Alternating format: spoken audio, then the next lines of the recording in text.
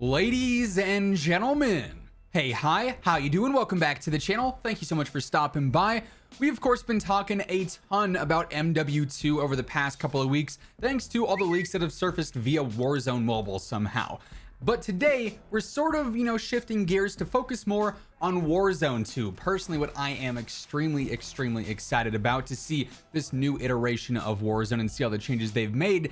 But that said, with our leaks today, I'm sure they're going to be somewhat controversial based on some information that we've also heard in the past that was leaked not too long ago. So as we go over all this information today, if you enjoy the video at any point, let me know by dropping a like on it. It does really help the channel grow. Let's try and aim for 2,000 likes on this one. And if you're new here or if you have not already subscribed, every day I got you covered with absolutely everything going on in COD. So feel free to hit that sub button. That way you can always guarantee you're up to date. Now, surprise, today's information is courtesy of Reality UK over on Twitter. He's been pretty much the primary source for all this Warzone 2, Modern Warfare 2, and DMZ info that's leaked via Warzone Mobile. But of course, and as always, when it comes to leaks and rumors, be sure to take everything with a grain of salt. It is not 100% officially confirmed that everything we talk about today is going to work exactly how it says right now in the Warzone Mobile files. Things could very easily change, be updated, be scrapped and removed completely. Only time will tell there, but we do have some rather interesting information,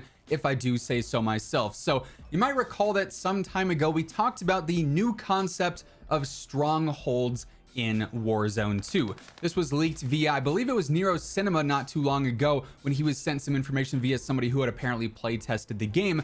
And one of the big talking points and takeaway points, I should say, from that initial video that he posted was the fact that loadouts in Warzone 2 are going to be acquired through these strongholds, which basically are special areas on the map that instead of going to a buy station and paying $10,000 for one, you have to go in and complete a certain objective, and then you'll gain access to your loadouts.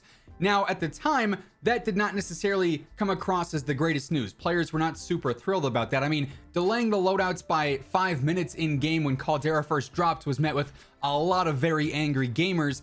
This also sort of had that same sentiment, right? So this information that we've got today primarily has to do with these strongholds, how they're going to work. And when you sort of connect the dots here and line it up with that possible idea that loadouts could be locked behind these, you get some very interesting gameplay dynamics that I'm not sure, if they were to follow through and go this route, would be the most well received. But let's talk strongholds. So apparently, according to the files, there are going to be 4 different tiers of strongholds: tier 1, tier 2, tier 3, tier 4. Just assuming that each one of them is, one, harder to gain full control of, but also each tier offers greater rewards than the last. There were actually like little PNG images that were in the files apparently of the stronghold logos that would appear on the map that kind of just look like chess pieces, if I'm being honest with you. But yeah, apparently there are 4 tiers. Now, the most information we get today stems from the various challenges and I guess operations, as they're known, that relate to the strongholds. So all these challenges and descriptions were actually listed in the Warzone Mobile files. So you can apparently control a stronghold. That's essentially how you complete everything, I would assume. So there's challenges for your squad gaining control, but you can also lose control if another team is in that area. Maybe they have more players within the actual zone itself. So it's sort of like a domination in that sense, or like a hard point zone, if you will, where if you have more players there, you're going to be able to actually take control. Maybe it can be contested, who knows? But that is apparently a concept of gaining control and losing it as well.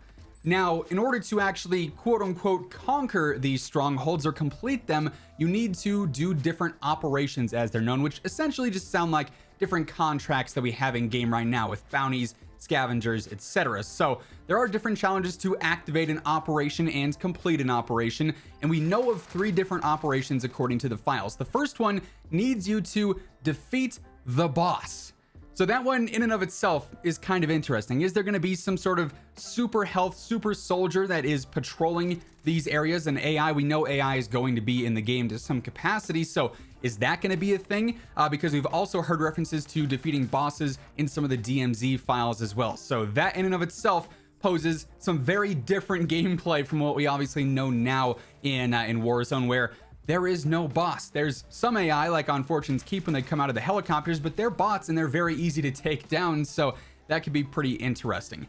You also, for a different challenge or a different operation, need to find and disable 3 active C4 explosions, so you'll be able to locate those. We actually had a very similar challenge like that back during Verdansk, during the 80s Action Heroes event. If you guys remember, back at the tower in downtown, to complete some of those, you had to go in and find some of those explosives and disarm them. So I imagine it's going to be very similar to that. Then also, you need to destroy all the terminals defended by the enemies as well. So there will be different guards and different AI bots guarding places that you'll need to actually take them out and then destroy whatever terminal, whatever this main objective is that they're guarding there. Now, it seems like you'd have to actually complete all 3 of those operations in order to unlock a stronghold. And then again, going back to that information that we had before, where apparently strongholds give you access to your loadouts. In order to gain access to a loadout drop, you unlock that stronghold by completing all 3 operations. That seems like a decent amount of work just to get access to your classes, whereas now, you know, you find 1 or 2 orange chests and a couple of basic chests and you're good to go. Like, it's very easy to get a loadout. That entry barrier for your own classes is pretty minimal, and I think that's what makes Warzone very successful, because players want to use their own guns. So locking them behind several different objectives, if that's the case, keep in mind this is just assumptions based off this info, that could be, you know, I feel like there could be some blowback on that. Players might not really enjoy that concept. Also, on top of that, for what it's worth, completing 3 operations is apparently only one of the tiers. There's also a different challenge that references unlocking an upgraded stronghold, basically by completing 4 operations, but we don't have any other text or descriptions for what else might be required to unlock an upgraded stronghold. So yeah, the whole concept of strongholds and everything that potentially could be locked behind them is interesting. I really am curious to gain more official information on how these are going to work. I'm sure once we get a Warzone 2 gameplay reveal and whatnot, we're going to see blog posts and different things explaining what is going to be taking place within these strongholds and what these areas actually are. But based off the information we have now, sort of alongside some of the other leaks that we've talked about before, I'm a little bit concerned, I won't lie. Just the whole idea of having to do all that just to get a loadout does seem like it's a little bit extra, at least in my own opinion. Some players might like the added challenge. Again, we're gonna have to wait and see. On top of that, we also got some other descriptions and text files relating to a new feature apparently coming to Warzone known as interrogations. There were a few different strings relating to these. Obviously, it's pretty self-explanatory. You knock somebody, instead of going up and finishing them with your knife or your bullets or executing them with a finisher, you could end up interrogating them. I think this is a thing in Fortnite. I don't know, I don't play it much anymore, but I'm pretty sure I've seen that at one point in time. But there are challenges to actually interrogate a downed enemy. There's also files relating to interrogations giving off enemy positions, or if your teammate gets interrogated, your squad location is revealed. So presumably, if you were to knock an enemy, go up to them and interrogate them, you'd end up getting like some information on the enemy team's location. All their squad mates would be revealed in some capacity, maybe by the pings on the minimap, like on Rebirth and Fortune's Keep, or maybe like through an actual player highlight with Combat Scout. Who knows? But there will be an additional way to gain information on enemy locations, apparently through interrogations in Warzone 2. That all being said, though, that is effectively going to wrap things up for today. When I said we got some interesting information today, I meant it. Again, this is just leaks and rumors, so things could end up changing, but Warzone 2 gameplay looking very unique, I guess is a good way to put it, right? Let me know your thoughts on this down in the comments below, though. If you guys enjoyed the video, let me know by dropping a like on it. It would be seriously appreciated. And if you're new here, or if you have not already subscribed, you already know every single day I got you covered with all things going on in COD. So feel free to hit that subscribe button and turn on those post notifications. And as always, if you want to check out any of my partners, be sure to use code WhosImmortal for a spicy discount on all Scuff, G Fuel, Gamer Advantage, and Control Freak products. And the links for all those can be found down in the description below. But once again, thank you so much for tuning in. And until next time, take it easy, have an awesome rest of your day, and I will catch you guys later. Peace out.